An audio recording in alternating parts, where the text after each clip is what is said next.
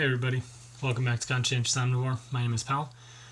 Today I'm going to do a relatively quick video, I think. I'm going to be talking about Easter, and hopefully all of you have seen my video about Lent and the Lenten season, where I encouraged everybody to basically, go vegan and adopt a whole food plant-based diet as, part of their Lenten observance.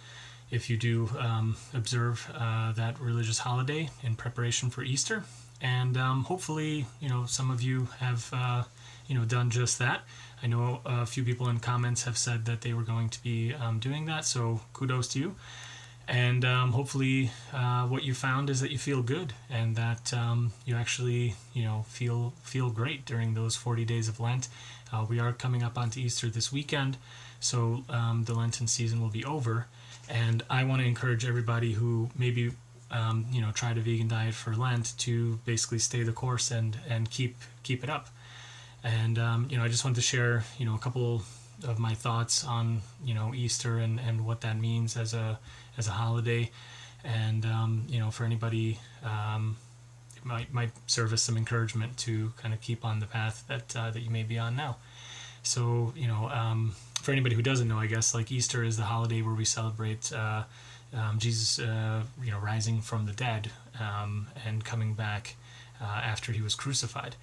And if you read Scripture and if you believe in the Christian faith, what you'll see is that Jesus was basically the Paschal Lamb, so to speak. He is the Lamb that gets slayed unjustly. So basically he did no wrong, and but he was sacrificed basically so that people can basically go into heaven afterward, because nobody was good enough to meet the requirements to get into heaven.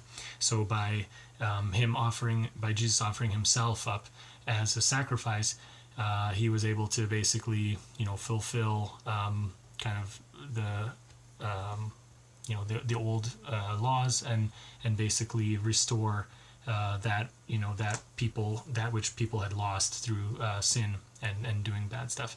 So ultimately I want to talk about this image of him as a lamb, and I think it's actually a very fitting kind of descriptor, because lamb is basically a baby sheep, and anybody who's seen any pictures of baby sheep or been around them, and maybe a petting zoo or anything like that, they'll know that they are some of the most lovable looking, fluffy little, nice, beautiful creatures that you'll ever imagine.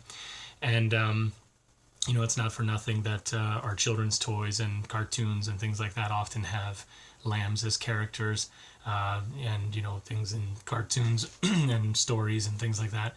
And, basically, I think, the whole thing there is that people immediately come things that come to mind for people when they think about lambs is innocence and just this kind of like childlike beauty. And that is kind of the main point that I want to stress in today's video, that most of the food animals that people do eat are basically very young, or what would maybe be considered to be baby animals, but at the worst, on the higher end, maybe adolescent animals or something like that. If you put it in human terms, they're basically children when they're getting slaughtered. So lambs, obviously they're little, but other industries as well have similar kind of victims. So in the egg laying industry, the male chicks are ground up alive because they're different types of chickens. So in case anybody doesn't know, like in the egg industry, there's a certain type of bird, they're egg laying hens. They don't get as big, they don't have as much meat on them as the broiler chickens, as they're called. So those are the ones that are produced for meat. And it's simply not worth it, like economically, for the farmers to keep the baby male chicks alive, because they won't produce eggs, and they won't grow up big enough and fast enough to actually produce enough meat for it to be worthwhile to feed them. So they simply kill them. And these are all like, very kind of like hidden from most people's knowledge. Like, but yeah, if you go online, you can see the different ways that the baby chicks get killed. They either get macerated, which just means like ground up alive, shredded to death, or sometimes they'll get thrown in plastic bags and get suffocated, or other times they will simply just basically kill them in some other way, like with some gas or something like that. But it's a pretty horrible death either way. And milk industry, I've talked about this many times already. Same thing there with the male calves, either killed for veal or sometimes killed on the spot, because it's just not even worth it to raise them for veal. So just a whole bunch of kind of like crazy things happening there. Pigs, the same thing. Most of them are about 6 months old when they get killed for food. Very young, what would be considered not even fully adult animals. So yeah, I just kind of wanted to mention that and talk about that a little bit. I think for me, what Easter symbolizes is basically forgiveness and renewal, and Jesus basically coming and laying down his life for sinners and for people who wanted redemption and looked to him for that. And I think there's a lot of verses in the Bible that talk specifically about Jesus, and he uses the basically like the story of being a shepherd and coming to pick up his lost flock and his lost sheep and claiming them back to be his own. And he also says that the good shepherd lays down his life for the sheep, and nowhere in there does it say that you're supposed to be killing the sheep.